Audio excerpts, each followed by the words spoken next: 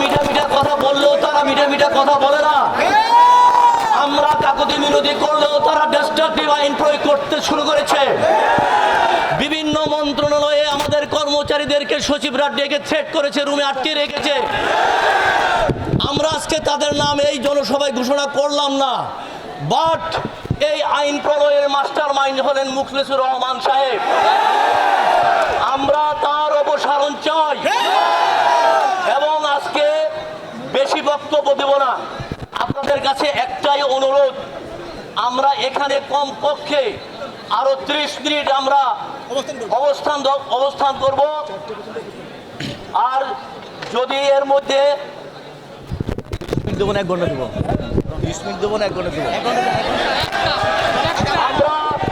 আমরা 1টা পর্যন্ত অবস্থান ধর্মঘট করবো। এখানে প্রতীকী ধর্মঘট 1টা।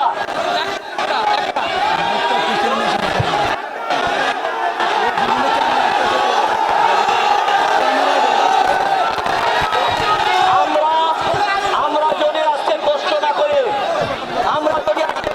করে তাহলে আমরা কিন্তু ছিটকে যাব। দয়া করে আমাদের অর্ডার না আসা পর্যন্ত আমরা তাহলে এখানে অবস্থান করব। আমরা কেউ ঘরে ফিরে যাব না।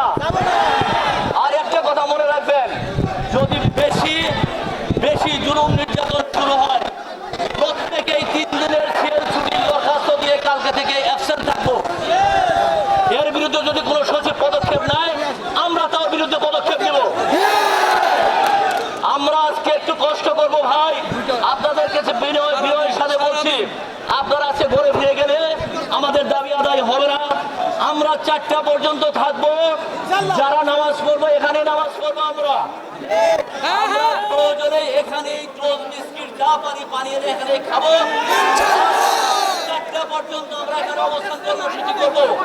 এর মধ্যে যদি কোনো খবর আমার কাছে না আসে, আমাদের নেতৃবৃন্দের কাছে না আসে, তাহলে আমরা চূড়ান্ত কর্মসূচি ঘোষণা করবো। তাদেরকে বের করে তারপর আমরা ইনশাল্লাহ সবাই আমাদের সাথে আছেন।